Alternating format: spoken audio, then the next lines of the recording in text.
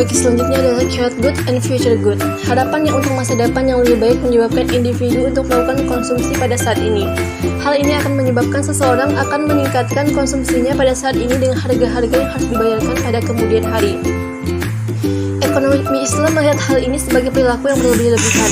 Ketika seorang tidak mampu untuk memenuhi kebutuhannya saat ini, orang tersebut seharusnya dapat menekan tingkat konsumsinya dengan menangguhkan konsumsi yang bersifat atau berdasarkan atas keinginan semata. Jika konsep time flow of money ditiadakan, maka dampak positifnya adalah nilai mata uang untuk membeli barang dan jasa tidak akan berubah. Dari tahun ke tahun, tingkat harga barang dan jasa akan tetap, sehingga tidak ada terjadinya gerahan atau beban yang diterima akibat peningkatan harga karena perbedaan waktu. Dalam menanggapi persoalan tersebut, ekonomi Islam memberikan solusi, yakni dengan adanya economic flow of time yang menganggap bahwa uang tidak memiliki nilai waktu, akan tetapi waktulah yang mempunyai nilai ekonomis. Hal ini sama dengan Islam yang menganggap uang sebagai modal, sehingga uang itu sendiri tidak memberikan keuntungan, namun fungsi uang adalah menghasilkan kegunaan.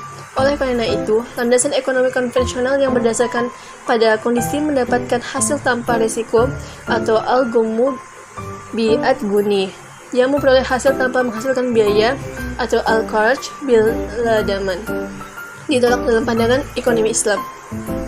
Islam mengajarkan konsep untuk lebih bekerja secara produktif, sebagaimana yang Allah firmankan dalam Quran surat At-Takasur ayat 1-5, yang menerangkan bahwa Islam selalu mendorong pemeluknya dalam menginvestasikan tabungannya. Pada ayat lainnya, yaitu Quran surah Luqman ayat 34, yang menerangkan bahwa dalam investasi tidak menuntut secara pasti akan hasil yang didapatkan. Hal itu dikarenakan banyak faktor yang mempengaruhi hasil investasi.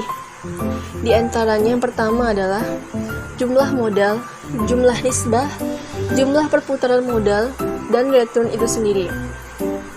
Misalnya, jika si A sebagai seorang petani biasa dapat menghasilkan 10 kg beras per tahun, namun karena si A berusaha bersungguh-sungguh sehingga terjadi peningkatan kualitas sumber daya manusia yang menyebabkan si A dapat menghasilkan 10 kg beras dalam waktu 9 bulan. Oleh karena itu, si A dapat menggunakan sisa waktu 3 bulan untuk memproduksi beras kembali, sehingga terjadi peningkatan produksi. Hal tersebut mencerminkan bahwa waktu memiliki nilai ekonomis.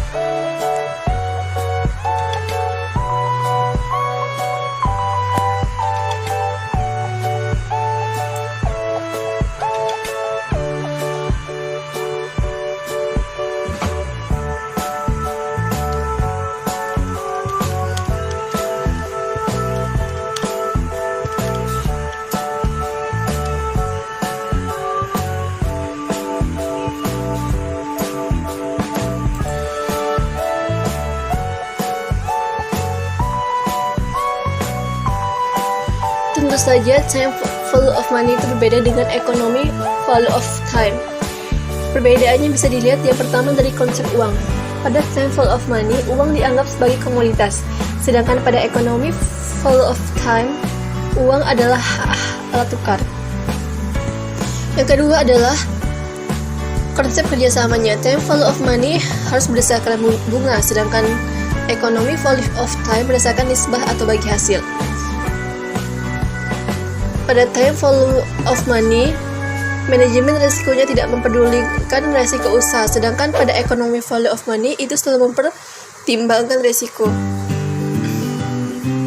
Pada time value of money berorientasi pada kapitalisme, sedangkan economic value of money itu berorientasi pada semangat